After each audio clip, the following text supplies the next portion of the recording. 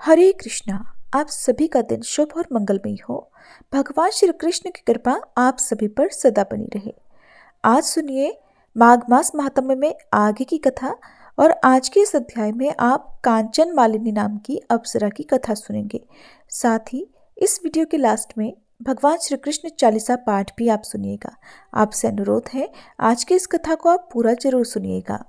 तब अप्सरा कहने लगी कि हे राक्षस। वह ब्राह्मण कहने लगा कि इंद्र इस प्रकार अपनी अमरावतीपुरी को गया। सो हे कल्याणी, तुम भी देवताओं से सेवा किए जाने वाले प्रयाग में माघ मास में स्नान करने से निष्पाप होकर स्वर्ग में जाओगी। तब मैंने उस ब्राह्मण के ये वचन सुनकर उसके पैरों में पड़कर प्रणाम किया और घर में आकर सब भाई बांधव नौकर चाकर धनाधिक त्याग कर शरीर को नष्ट होने वाली वस्तु समझकर घर से निकली और माघ में गंगा यमुना के संगम पर जाकर स्नान किया। इसलिए हे निशाचर, 3 दिन के स्नान से मेरे सब पाप नष्ट हो गए और 27 दिन के पुण्य से मैं अप्सरा हो गई और पार्वती जी की सखी होकर सुख से अब निवास करती हूँ। इसलिए मैं प्रयाग के महात्म्य को याद करके सभी देवताओं के सहित माघ में प्रयाग स्नान करती हूँ। सो मैंने अपना यह सब वृतांत तुमसे कहा। तुम भी इस योनि में पड़ने और कुरूप होने का कारण सब बताओ। तुम्हारी दाढ़ी और मूछें बहुत बड़ी बड़ी हो गई हैं और पार्वती की गुफा में वास करते हो। ये सुनकर वह राक्षस कहने लगा, हे भद्रे, सज्जनों से गुप्त बात कहने में भी कोई हानि नहीं होती। अब मुझे इस बात की भी कोई शंका नहीं रही कि मेरा उद्धार तुमसे ही होगा। सो मैं अपना सब वृतांत तुमसे कहता हूँ। मैं काशी में वेदों का ज्ञाता था और बड़े उच्च कुल के ब्राह्मण के घर में जन्म लिया था। मैंने राजा, पापी, शूद्र और वैश्यों से अनेक प्रकार के दान लिए। मैंने दान लेने में चंडाल को भी नहीं छोड़ा। उस जन्म में मैंने कोई भी धर्म का कार्य नहीं किया, वहीं पर ही मृत्यु को प्राप्त हो गया। तीर्थ स्थान पर मरने के कारण मैं नरक में नहीं गया। पहले 2 बार गिद्ध योनि में, 3 बार व्याघ्र योनि में, 2 बार सर्प योनि में, 1 बार उल्लू की योनि में और अब 10वीं बार राक्षस योनि में प्राप्त हुआ हूँ और सैकड़ों वर्षों से इसी योनि में हूँ। इस स्थान को 3 योजन तक मैंने जंतुहीन कर दिया है। बिना अपराध के बहुत से प्राणियों को मैंने नष्ट कर दिया। इस कारण मेरा मन अत्यंत दुखी रहने लगा है। तुम्हारे दर्शन से मन में अब कुछ शांति अवश्य हुई है, क्योंकि सज्जनों का संग तुरंत ही सुखदायी होता है। मैंने अपने दुख के कारण आपसे कह दिए और सज्जन लोग सदैव दूसरों के दुखों से दुखी होते हैं। अब जब आप मेरे बारे में सब कुछ जान ही गई हो, तो ये भी बताओ कि इस दुख रूपी समुद्र को मैं कैसे पार कर सकता हूँ। क्या क्षीर सागर हंस को ही दूध देता है, बगले को नहीं देता? दत्तात्रेय जी कहने लगे कि इस प्रकार उसके वचन सुनकर कांचन मालिनी कहने लगी कि हे राक्षस, मैं अवश्य ही तुम्हारा कल्याण करूंगी। मैंने दृढ़ प्रतिज्ञा की है कि तुम्हारी मुक्ति के लिए प्रयत्न करूंगी। मैंने बहुत बार प्रयाग में स्नान किया है। वेद जानने वाले ऋषियों ने दुखी को दान देने की प्रशंसा की है। समुद्र में भला जल बरसने से क्या लाभ? प्रयाग में स्नान करने का एक बार का फल मैं तुझे देती हूँ। उसी से तुम्हें स्वर्ग की प्राप्ति हो जाएगी। उसके फल का अनुभव मैं स्वयं भी कर चुकी हूँ। तब उस अप्सरा ने ऐसा कहकर अपने गीले वस्त्र का जल निचोड़कर जल को हाथ में लेकर माघ स्नान के फल को उस राक्षस को अर्पित कर दिया। उसी समय पुण्य प्राप्त कर वह राक्षसी शरीर को छोड़कर तेजमय सूर्य के समान देवता रूप हो गया। आकाश में विमान पर चढ़कर अपनी कांति से चारों दिशाओं को प्रकाशित करता हुआ शोभायमान हो गया और कहने लगा कि ईश्वर ही जानता है कि हे देवी, तुमने मुझ पर कितना बड़ा उपकार किया है। इतना सब कुछ तो आपने मेरे लिए कर ही दिया है। अब कृपा कर मुझे कोई ऐसी शिक्षा भी दो ताकि मैं अब कभी भी पाप न कर सकूं। अब मैं तुम्हारी आज्ञा पाकर स्वर्ग में जाऊंगा। राक्षस के ऐसी बातें सुनकर कांचन मालिनी ने कहा कि सदैव धर्म की सेवा करो, काम रूपी शत्रु को जीतो, दूसरे के गुण और दोषों का वर्णन मत करो, भगवान शिव और वासुदेव का पूजन करो, इस शरीर का मोह मत करो, पत्नी, पुत्र, धनादि की ममता त्यागो, सत्य बोलो, वैराग्य भाव धारण कर योगी बनो। मैंने तुमसे यह धर्म के लक्षण कहे हैं, अब तुम देवता रूप होकर शीघ्र ही स्वर्ग को जाओ। दत्तात्रेय जी कहने लगे कि इस प्रकार गंधर्वों से सुशोभित वह राक्षस कांचन मालिनी को नमस्कार करके स्वर्ग को चला गया। और तब देव कन्याओं ने वहां आकर कांचन मालिनी पर पुष्पों की वर्षा की और प्रेम पूर्वक कहा कि हे भद्रे, तुमने इस राक्षस का उद्धार कर दिया है। पहले इस दुष्ट के डर से कोई भी इस वन में प्रवेश नहीं करता था, किंतु अब हम निडर होकर यहाँ विचरण करेंगी। इस प्रकार कांचन मालिनी उस राक्षस का उद्धार करके प्रेम पूर्वक देव कन्याओं से क्रीड़ा करते हुए शिवलोक को चली गई। श्री वशिष्ठ जी कहने लगे, हे राजन, मैंने दत्तात्रेय जी द्वारा कहा माघ मास महात्म्य बताया, अब माघ मास के स्नान का फल भी सुनो। हे परंतप, माघ स्नान सब यज्ञों, व्रतों और तपों का फल देने वाला है। माघ मास में स्नान करने वाले स्वयं तो स्वर्ग में जाते ही हैं, उनके माता और पिता दोनों के कुलों को भी स्वर्ग की प्राप्ति होती है। जो माघ मास में सूर्योदय के समय नदी आदि में स्नान करता है, उसके माता पिता के 7 कुलों की पीढ़ी स्वर्ग को प्राप्त हो जाती है।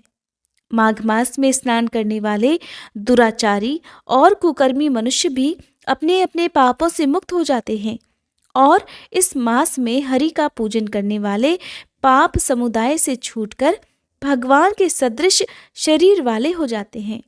यदि कोई आलस से भी माघ में स्नान करता है, तब भी उसके सब पाप नष्ट हो जाते हैं। जैसे गंधर्व कन्याएं राजा के श्राप से भयंकर कल को भोगती हुई लोमश ऋषि के वचन से माघ में स्नान करने से अपने पापों से मुक्त हो गई थी।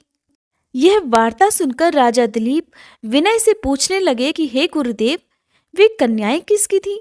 उनको कब और कैसे श्राप मिला? उनके नाम क्या थे? ऋषि के वाक्य से कैसे वे श्राप मुक्त हुई और उन्होंने कहाँ पर स्नान किया? आप विस्तार पूर्वक सब कथा कहिए। तब वशिष्ठ जी कहने लगे कि हे राजन, जैसे अरणि से स्वयं अग्नि उत्पन्न होती है, वैसे ही यह कथा धर्म और संतान उत्पन्न करती है। हे राजन, सुख संगीत नामक गंधर्व की कन्या का नाम विमोहिनी था।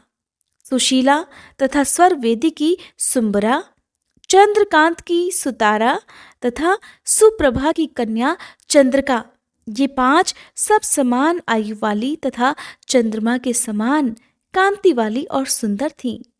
जैसे रात्रि को चंद्रमा शोभायमान होता है, वैसे ही पुष्प की कलियों के समान खिली हुई ये अप्सराएं थीं।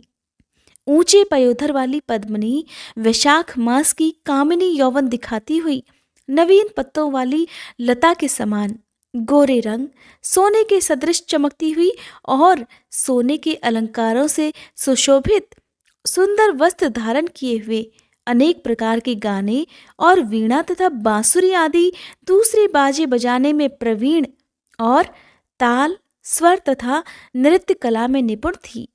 इस प्रकार वे कन्याएं क्रीड़ा करती हुई कुबेर के स्थान में विचरण करती थीं। एक समय कौतूहलवश माघ मास में एक वन से दूसरे वन में विचरण करती हुई मंदिर में खिले हुए पुष्प तोड़कर सरोवर के किनारे गौरी पूजन के लिए गई।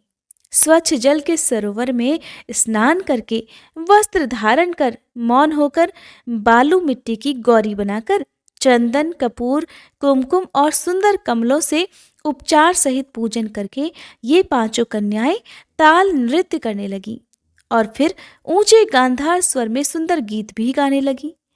जब ये 5 कन्याएं नाचने और गाने में लीन थीं, तब उस समय आच्छोद नामक उत्तम तीर्थ में वेद निधि नाम के मुनि के पुत्र अग्निप ऋषि स्नान को गए।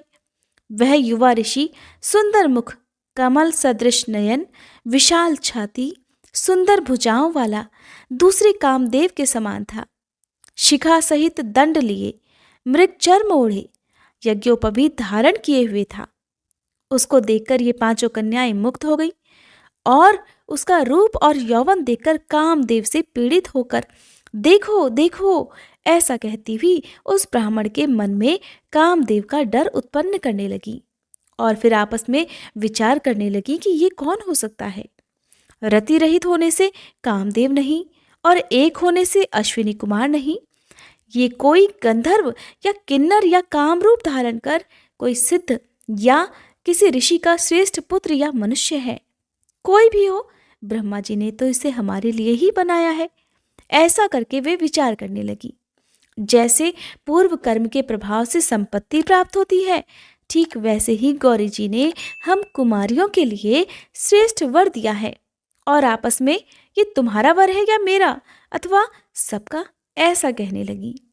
जिस समय उस ऋषि पुत्र ने अपनी मध्याह्न की क्रिया करके ऐसे वचन सुने, तब वह ऋषि पुत्र सोचने लगा कि ये तो बड़ी भारी समस्या उत्पन्न हो गई। ब्रह्मा, विष्णु, महेश आदि देवता और बड़े बड़े योगीश्वर भी स्त्रियों के भ्रमजाल में मोहित हो गए हैं। इनके तीक्ष्ण बाणों से किसका मनरूपी हिरण भला घायल नहीं हो सकता। जब तक नीति और बुद्धि रहती है तब तक पाप से भय रहता है। जब तक कि गंभीरता रहती है, यम विधि का पालन होता है, तब तक मनुष्य स्त्रियों के काम रूपी बाणों से बींधा नहीं जाता। ये मुझे अवश्य उन्मत्त और मुग्ध कर रही है। किन गुणों से धर्म की रक्षा हो सकती है? स्त्रियों के मांस, रक्त, मलमूत्र से बने घृणित और अशुद्ध शरीर में कामी लोग ही सुंदरता की कल्पना करके रमण कर सकते हैं। शुद्ध बुद्धि वाले महात्माओं ने स्त्रियों के पास रहना कष्टकारक कहा है। सो जब तक ये पास आए तब तक यहाँ से अपने घर चले जाना चाहिए। अतः जब तक वे कन्याएं उस ऋषि पुत्र के पास आई तब तक वह योग बल के द्वारा वहां से अंतर्ध्यान हो गया। ऋषि पुत्र के ऐसे अद्भुत कर्म देखकर वे कन्याएं चकित होकर डरकर चारों ओर देखने लगी और आपस में ही कहने लगी कि ये क्या इंद्रजाल था जो देखते ही देखते अदृश्य हो गया। और फिर वे विरह की अग्नि में जलने लगी। कहने लगी, हे कांत, तुम हमको छोड़कर कहाँ चले गए? क्या तुमको ब्रह्मा ने हमारे विरह रूपी अग्नि में जलाने के लिए ही बनाया था? क्या तुम्हारा चित्त दया रहित है जो हमारा मन दुखाकर चले गए? क्या तुमको हमारा विश्वास नहीं? क्या तुम कोई मायावी हो? बिना किसी अपराध के हम लोगों पर क्यों क्रोध करते हो? तुम्हारे बिना हम नहीं जी पाएंगी।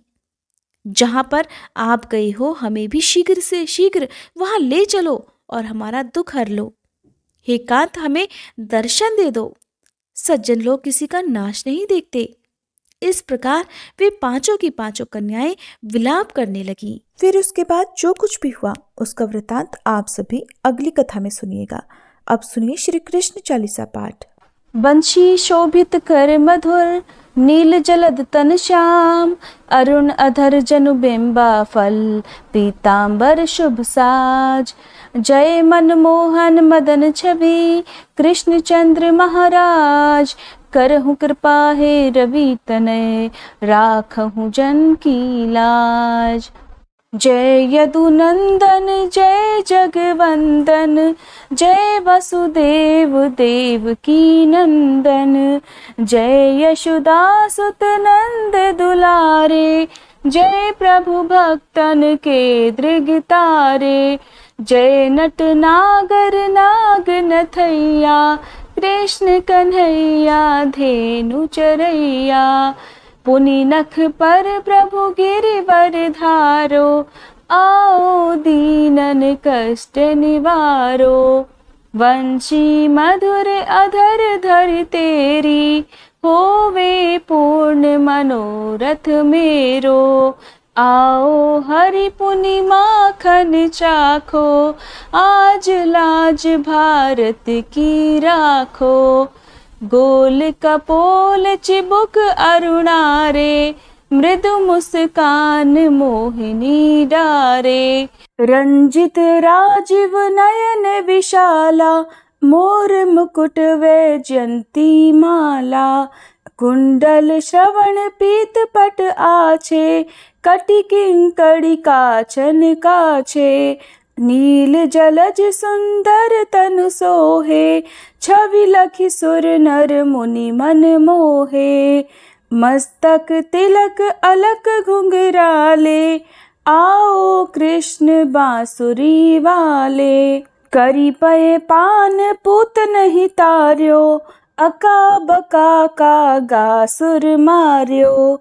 मधुवन जलत अग्नि जब ज्वाला, भय शीतल लखि तहि नंद लाला।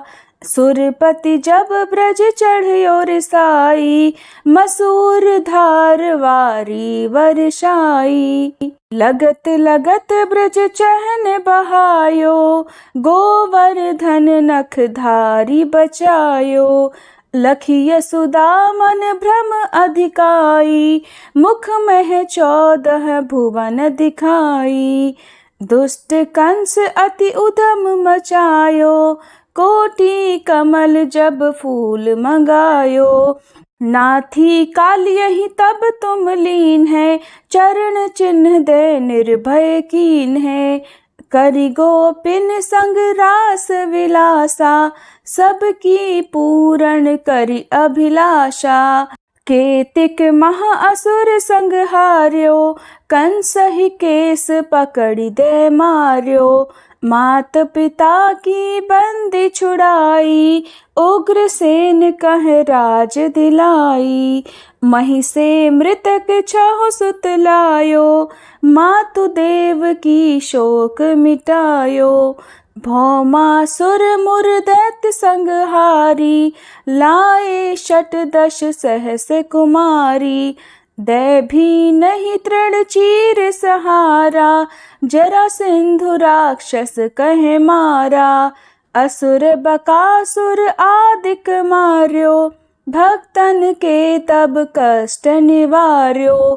दीन सुदामा के दुख टार्यो, तंदुल 3 मूठ मुख डार्यो। प्रेम के साग विदुर घर मांगे, दुर्योधन के मेवा त्यागे। लखी प्रेम की महिमा भारी, ऐसे श्याम दीन हितकारी। भारत के पारथ रथ हाके, लिए चक्र कर नहीं बल ताके। निज गीता के ज्ञान सुनाए, भक्तन हृदय सुधा वर्षाए। मीरा थी ऐसी मत वाली, विष पी गई बजा कर ताली। राना भेजा सांप पिटारी, शालिग्राम बने बनवारी। निज माया तुम विधहि दिखायो, उरते संशय सकल मिटायो। तब शत निंदा करि तत्काला, जीवन मुक्त भयो शिशुपाला। जब ही द्रौपदी टेर लगाई, दीनानाथ लाज अब जाई। तुरत ही वसन बने नंद लाला, बड़े चीर भय अरि मुँह काला। असनाथ के नाथ कन्हैया, डूबत भंवर बचावत नैया। सुंदर दास आस उरधारी, दया दृष्टि की जय बनवारी। नाथ सकल मम कुमति निवारो, क्षमहु बेगी अपराध हमारो। खोलो पट अब दर्शन दीजे, बोलो कृष्ण कन्हैया की जय। बोलो कृष्ण कन्हैया की जय, बोलो कृष्ण कन्हैया की जय। यह चालीसा कृष्ण का पाठ करे उरधारी, अष्ट सिद्धि नवनिधि फल लहे पदार्थ चारी। बोलो श्री कृष्ण भगवान की जय, बाके बिहारी लाल की जय। उम्मीद है आज की ये वीडियो आपको पसंद आई होगी।